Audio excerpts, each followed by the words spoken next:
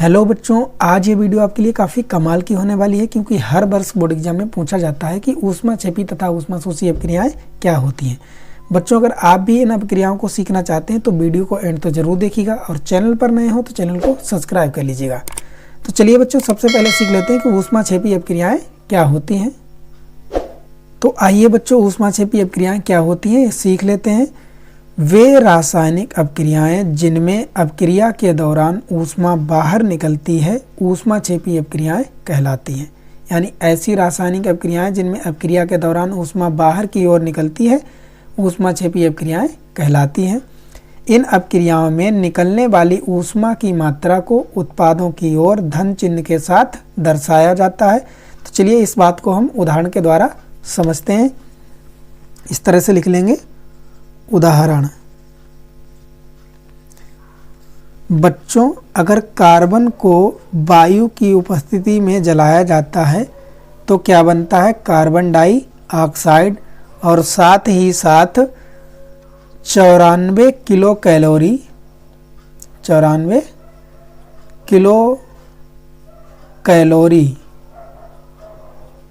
ऊष्मा जो है बाहर की ओर निकलती है।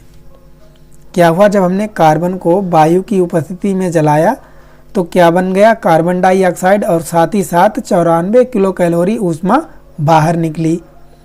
तो बच्चों, ये होती हैं ऊष्माक्षेपी अपक्रियाएं, यानी ऐसी रासायनिक अपक्रियाएं जिनमें अपक्रिया के दौरान ऊष्मा बाहर की ओर निकलती है ऊष्माक्षेपी अपक्रियाएं कहलाती हैं। इनको याद रखने का एक तरीका है कि ऊष्माक्षेपी है तो इसको आप बोल सकते हैं ऊष्मा फेंकी, यानी ऊष्मा फेंकी मतलब बाहर की ओर निकलना।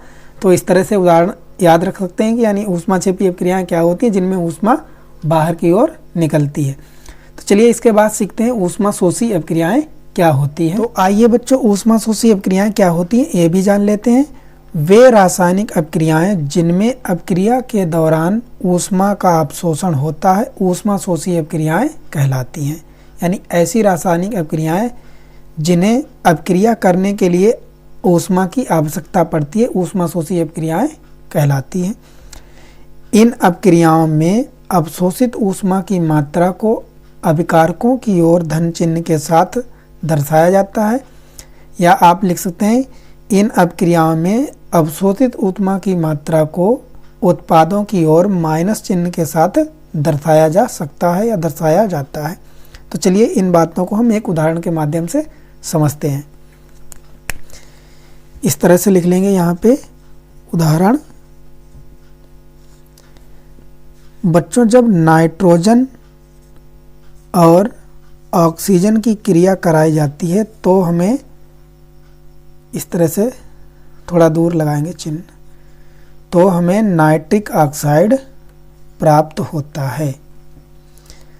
लेकिन ये अपक्रिया इतनी आसानी से नहीं होती है बच्चों। इसके लिए आपको 45 किलो कैलोरी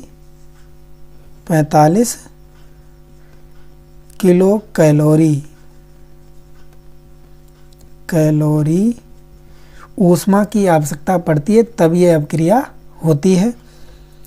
यहाँ पर ये क्या है आपकी नाइट्रोजन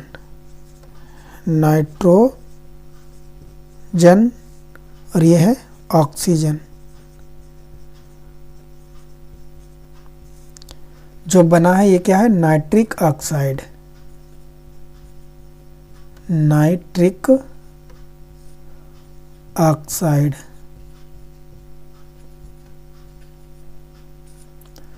तो उम्मीद है बच्चों, अगर आपसे बोर्ड एग्जाम में पूछ दे कि ऊष्माशोषी अपक्रियाएं या ऊष्माक्षेपी अपक्रियाएं क्या होती हैं तो आप इसी तरह उनको पूरी डिटेल के साथ लिख सकते हैं। तो आई होप बच्चों ये वीडियो आपको पसंद आई होगी। पसंद आई है तो वीडियो को लाइक करें, चैनल पर नए हैं तो चैनल को सब्सक्राइब करें। मिलते हैं एक नई वीडियो के साथ, तब तक जुड़े रहें सार्थक स्टडी क्लासेस के साथ।